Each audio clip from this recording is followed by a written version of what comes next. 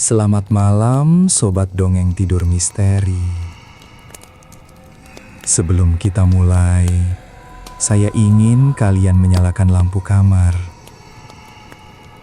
Bukan karena basa-basi pembuka video horor biasa, tapi karena cerita yang akan saya bawakan malam ini berasal dari laporan resmi, dari mulut perawat yang masih bertugas, dan dari satu nama rumah sakit yang sengaja saya samarkan demi menghormati keluarga korban dan pihak rumah sakit yang masih beroperasi hingga hari ini. Sebut saja RSUD Argo Husada, sebuah rumah sakit umum daerah di pinggiran kota Semarang, Jawa Tengah. Bangunan tua peninggalan era kolonial yang direnovasi tahun 1998. Namun satu bagian dari rumah sakit ini tidak pernah benar-benar disentuh oleh renovasi itu. Lantai 4. Tempat di mana kamar mayat, atau dalam istilah medis disebut ruang jenazah, berada. Dan menurut kesaksian belasan staf, lampu di lorong itu menyala sendiri. Pintu kamar pendingin jenazah terbuka sendiri. Bahkan, mesin pendingin yang sudah dimatikan total karena rusak sejak tahun 2019 kembali menyala sendiri, tanpa ada satupun manusia yang menyentuhnya. Mari kita mulai dari awal. RSUD Argo Husada dibangun pada tahun 1932 oleh pemerintah kolonial Belanda. Awalnya difungsikan sebagai Hulp Hospital, rumah sakit bantuan untuk pekerja perkebunan dan pegawai kereta api di kawasan Semarang Bawah. Bangunan utamanya berbentuk huruf U, mengelilingi sebuah halaman tengah yang dulunya digunakan sebagai tempat menjemur kasur dan sprei pasien. Setelah kemerdekaan, gedung ini diambil alih pemerintah daerah dan difungsikan sebagai rumah sakit umum. 3 lantai pertama direnovasi total pada akhir 90-an. Lantai keramik diganti, instalasi listrik diperbarui, AC dipasang di setiap ruangan. Tapi lantai 4 berbeda. Lantai 4 awalnya bukan dirancang sebagai lantai hunian biasa. Pada masa kolonial, area itu digunakan sebagai mortuarium sementara, tempat menyimpan jenazah pasien yang meninggal akibat wabah sebelum dipindahkan ke kamar mayat utama, yang saat itu berada di bangunan terpisah, sekitar 200 meter dari gedung utama. Bangunan kamar mayat lama itu telah dihancurkan pada tahun 1975. Setelah dianggap tidak layak pakai. Fungsinya kemudian dipindahkan ke lantai 4 gedung utama, bukan karena pertimbangan teknis yang matang, melainkan karena keterbatasan lahan dan anggaran saat itu. Para pekerja bangunan yang terlibat dalam pembangunan ulang tahun 1976 dikabarkan menemukan sesuatu yang tidak biasa saat menggali pondasi tambahan di sisi timur lantai 4. Sebuah ruang bawah tanah kecil, tidak tercatat dalam blueprint asli, berisi belasan kerangka yang sudah tidak utuh. Tidak ada dokumentasi resmi soal temuan ini, tapi cerita itu bertahan, diwariskan dari satu generasi pekerja rumah sakit ke generasi berikutnya, seperti bisikan yang tidak pernah benar-benar mati. Saya berhasil menghubungi salah satu sumber utama cerita ini. Sebut saja namanya Suster R, seorang perawat yang bertugas di RSUD Argo Husada sejak tahun 2015 dan masih aktif bekerja di sana hingga sekarang. Demi keamanannya, saya menyamarkan suara dan detail identitasnya. Berikut adalah kesaksiannya. Saya bacakan ulang dengan seizinnya.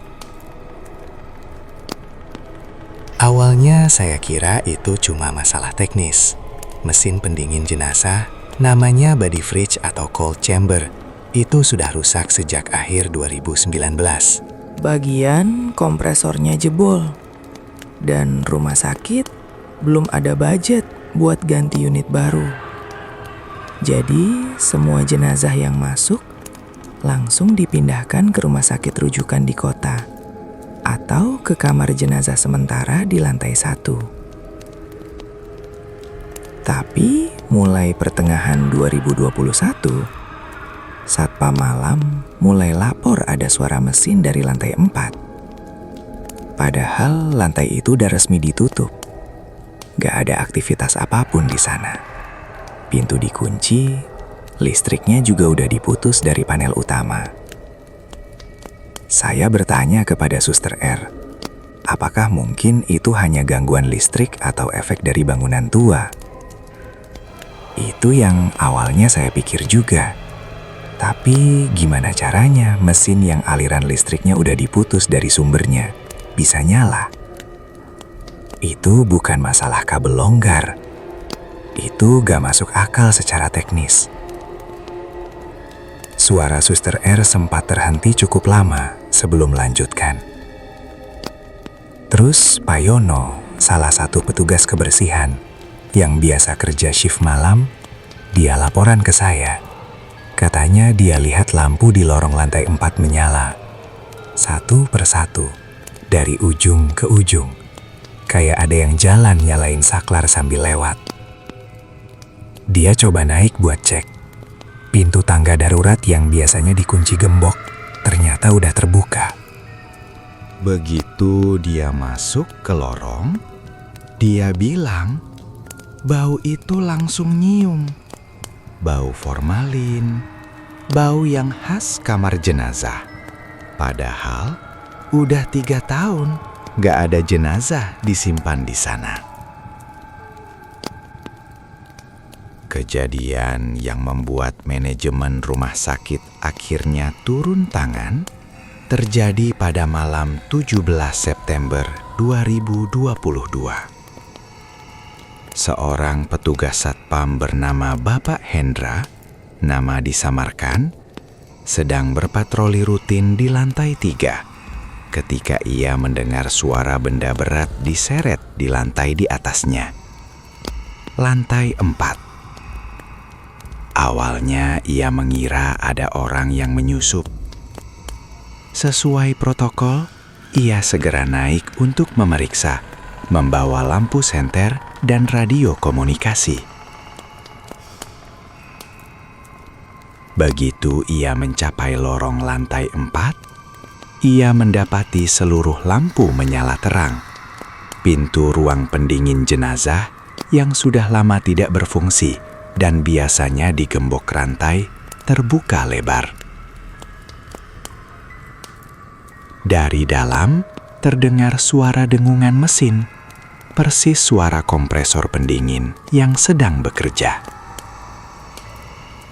Bapak Hendra, dalam laporan yang ia buat untuk pihak keamanan rumah sakit, menuliskan bahwa ia melihat uap dingin keluar dari pintu ruang pendingin tersebut. Sesuatu yang secara fisik hanya mungkin terjadi jika mesin itu benar-benar aktif dan berfungsi dengan suhu sangat rendah di dalamnya. Ia tidak berani masuk lebih jauh. Ia mundur, menutup pintu tangga, dan langsung melaporkan ke pos keamanan utama melalui radio. Tim teknisi yang dikirim keesokan paginya memeriksa unit pendingin tersebut dan menyatakan bahwa kabel utama menuju unit itu memang benar-benar terputus dari sumber listrik gedung sejak 2019. Tidak ada cara unit itu bisa menyala, kecuali dengan sumber daya independen yang sampai saat ini tidak pernah ditemukan. Laporan resmi internal menyebut insiden ini sebagai anomali kelistrikan yang tidak dapat dijelaskan. Tapi, bagi para staf yang sudah lama bekerja di sana, ini bukan insiden pertama, hanya yang pertama kali ditulis secara resmi. Setelah insiden bulan September itu, semakin banyak staf yang melaporkan penampakan di lantai 4, meski sebagian besar menolak naik ke sana lagi, bahkan untuk keperluan inventaris. Salah satu kesaksian paling mengganggu datang dari seorang petugas kebersihan bernama Butarmi yang bertugas membersihkan area lantai 3 dan 4 selama lebih dari 1 dekade. Ia menceritakan bahwa pada suatu malam, sekitar pukul 2 dini hari, ia melihat sosok seorang perawat berdiri di ujung lorong lantai 4. Mengenakan seragam yang ia kenali sebagai seragam lama, model tahun 90-an, yang sudah tidak digunakan lagi oleh staf rumah sakit manapun di sana. Sosok itu membelakanginya, seolah sedang memeriksa sesuatu di papan catatan dinding. Papan yang biasa digunakan untuk mencatat data jenazah yang masuk dan keluar. Butarmi memanggilnya, mengira itu perawat yang nyasar dari lantai lain. Sosok itu menoleh perlahan. Dalam kesaksiannya, Butarmi mengatakan bahwa wajah perawat itu pucat pasi, dengan mata yang nampak cekung dan kosong, seolah tidak benar-benar melihatnya, melainkan menatap ke arah yang jauh di belakangnya. Perawat itu membuka mulutnya, seperti hendak berbicara, tapi tidak ada suara yang keluar. Butarmi langsung berlari turun, meninggalkan alat kebersihannya, dan tidak pernah lagi bersedia naik ke lantai 4 sendirian sejak malam itu. Ketika ia menceritakan kejadian ini ke perawat senior yang sudah bertugas sejak tahun 1990-an, ia mendapat jawaban yang membuat bulu kuduknya semakin berdiri. Itu mungkin Suster Endang. Suster Endang adalah nama yang sering disebut dalam cerita-cerita lama di kalangan staf senior RSUD Argo Husada. Seorang perawat jenazah yang bertugas di kamar mayat lantai 4 sejak gedung itu pertama kali difungsikan sebagai ruang jenazah pada akhir 1970-an.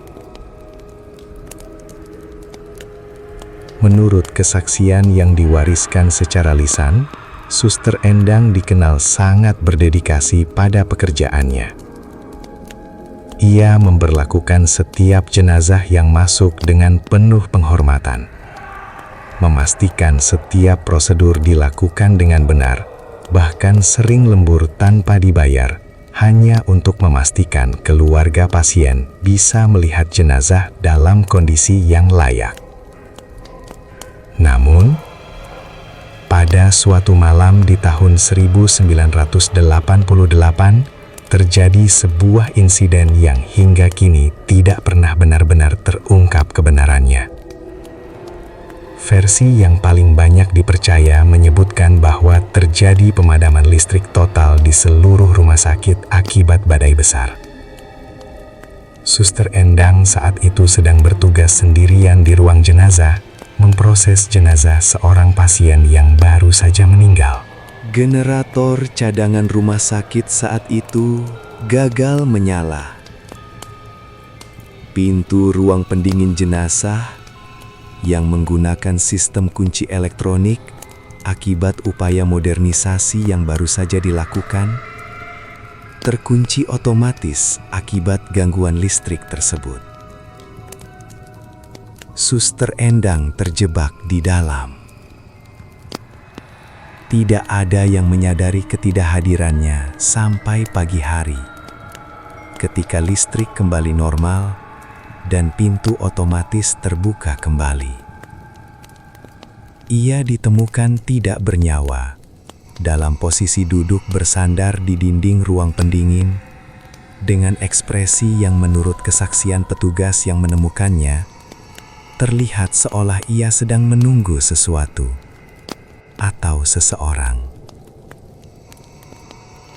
Setelah kematian Suster Endang, pihak rumah sakit segera memperbaiki sistem kunci tersebut dan menambahkan mekanisme darurat agar pintu tidak bisa terkunci dari luar tanpa kontrol manual. Namun, sejak saat itulah, cerita-cerita aneh mulai muncul di kalangan staf malam. Ada yang mengatakan bahwa Suster Endang masih bertugas di lantai 4, menyelesaikan pekerjaan yang menurutnya belum selesai pada malam kematiannya. Ada pula teori lain yang berkembang di kalangan staf senior, mengaitkan fenomena ini dengan temuan kerangka yang konon ditemukan saat renovasi 1976.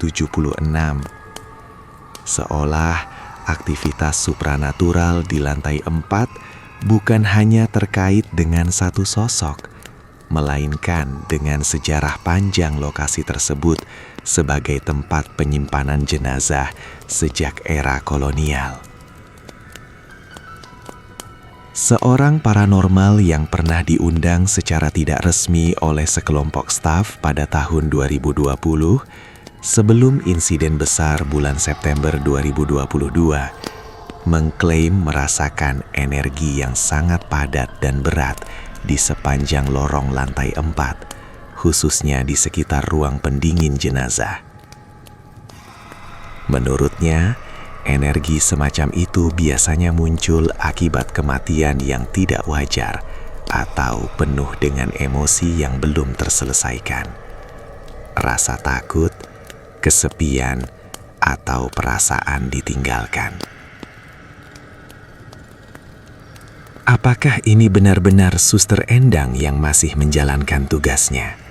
Ataukah ada sesuatu yang lebih tua, lebih dalam, yang bersemayam di lokasi tersebut sejak puluhan tahun sebelum rumah sakit modern ini berdiri? Tidak ada yang bisa memastikan. Setelah serangkaian laporan yang semakin sering dan semakin sulit dijelaskan secara teknis, pihak manajemen RSUD Argo Husada akhirnya memutuskan mengirim tim investigasi internal gabungan terdiri dari kepala teknisi, kepala keamanan, dan seorang perwakilan dari bagian umum untuk melakukan pemeriksaan menyeluruh pada malam 3 November 2022. Tim ini terdiri dari 3 orang. Mereka membawa peralatan standar, senter, radio komunikasi, alat ukur kelistrikan, dan kamera untuk dokumentasi. Pukul 23.40, mereka memasuki lantai 4 melalui tangga darurat yang sengaja tidak dikunci untuk keperluan investigasi ini. Menurut laporan yang dibuat kepala teknisi, sebut saja Pak Darmanto, suasana lorong terasa jauh lebih dingin dibandingkan lantai-lantai lainnya, meski tidak ada sistem pendingin udara yang aktif di area tersebut. Mereka memeriksa panel listrik utama yang menuju ruang pendingin jenazah. Sesuai dengan laporan sebelumnya, kabel utama memang dalam kondisi terputus total, dengan lapisan debu tebal yang menunjukkan bahwa area itu memang sudah lama tidak disentuh. Namun, ketika mereka mendekati pintu ruang pendingin jenazah, alat ukur kelistrikan yang dibawa Pak Darmanto menunjukkan lonjakan medan elektromagnetik yang signifikan. Sesuatu yang menurutnya secara teknis tidak mungkin terjadi tanpa adanya sumber listrik aktif di sekitar area tersebut. Dari dalam ruang pendingin terdengar suara dengungan rendah, sama seperti yang dilaporkan Bapak Hendra pada September lalu. Ketiga anggota tim saling berpandangan. Kepala keamanan, sebut saja Pak Bram, memberanikan diri mendekat dan meletakkan tangannya di pintu. Ia merasakan getaran. Pintu itu bergetar seolah ada mesin besar yang sedang bekerja di dalamnya. Dengan hati-hati, mereka membuka pintu tersebut. Uap dingin langsung menyembur keluar, memenuhi lorong dengan kabut putih tebal yang menyelimuti pandangan mereka selama beberapa detik. Ketika kabut mulai mereda, mereka melihat ke dalam ruang pendingin. Kosong, tidak ada jenazah, tidak ada peralatan yang menyala. Bahkan kompresor mesin yang seharusnya menjadi sumber suara dengungan tersebut dalam kondisi diam total, berdebu. Persis seperti kondisi terakhir kali diperiksa pada tahun 2019. Namun, suhu di dalam ruangan itu, menurut alat pengukur yang mereka bawa, tercatat -2 derajat Celcius. Suhu yang seharusnya hanya bisa dicapai jika mesin pendingin benar-benar aktif dan bekerja secara maksimal. Pak Darmanto, dalam laporannya, menuliskan bahwa ia melihat sesuatu di sudut ruangan tersebut sesaat sebelum mereka memutuskan untuk segera keluar dan menutup kembali pintu itu. Sebuah bayangan, sebentar saja, seperti siluet seseorang yang duduk bersandar di dinding, pada posisi yang sama persis dengan posisi ditemukannya Suster Endang pada tahun 1988. Ketiga anggota tim investigasi segera meninggalkan lantai 4 dan tidak pernah lagi bersedia melakukan pemeriksaan serupa secara langsung. Laporan resmi yang mereka serahkan kepada manajemen rumah sakit menyebut kejadian tersebut sebagai fenomena yang tidak dapat dijelaskan secara teknis, memerlukan kajian lebih lanjut dari pihak yang lebih berkompeten. Sejak insiden itu, kebijakan rumah sakit terhadap lantai 4 berubah drastis. Akses ke area tersebut dibatasi hanya untuk keperluan darurat dan staf yang bertugas malam diberikan opsi untuk tidak melakukan patroli sendirian di sekitar area tersebut. Beberapa staf senior, termasuk Suster R, yang kesaksiannya saya bacakan di awal video ini, mempercayai bahwa fenomena ini akan terus berlanjut selama lokasi tersebut masih difungsikan sebagai bagian dari rumah sakit, terutama karena sejarah panjangnya sebagai tempat penyimpanan jenazah sejak era kolonial, jauh sebelum kematian Suster Endang sendiri. Itu bukan cuma soal Suster Endang, kata Suster R dalam kesaksian terakhirnya kepada saya. Itu tempat sudah lama jadi tempat orang mati disimpan. Mungkin bukan cuma satu yang masih di sana. Mungkin banyak. Sobat Misteri, sampai video ini dibuat, RSUD Argo Husada masih beroperasi seperti biasa di 3 lantai pertamanya. Pelayanan pasien tetap berjalan normal dan tidak ada satupun fenomena yang dilaporkan terjadi di luar lantai 4. Namun lantai 4 sendiri, hingga kini, tetap menjadi area yang dihindari oleh hampir seluruh staf, terutama saat malam hari. Apakah ini benar-benar arwah Suster Endang yang masih menjalankan tugasnya yang terhenti di malam kematiannya? Ataukah ada sesuatu yang lebih tua, lebih kompleks, yang telah bersemayam di lokasi tersebut sejak ia masih menjadi tempat penyimpanan jenazah pada era kolonial. Saya serahkan itu kepada kalian untuk menyimpulkannya sendiri. Yang pasti, jika suatu saat kalian berada di sebuah rumah sakit tua dan mendengar suara dengungan mesin dari lorong yang seharusnya kosong, jangan penasaran, jangan mendekat. Cukup berbalik dan berjalan pergi. Karena beberapa pintu memang lebih baik dibiarkan tertutup. Terima kasih sudah menonton sampai akhir. Jangan lupa like, komen pengalaman serupa yang pernah kalian alami, dan subscribe untuk cerita-cerita misteri lainnya dari penjuru Nusantara. Sampai jumpa di video selanjutnya. Tetap waspada dan selamat tidur.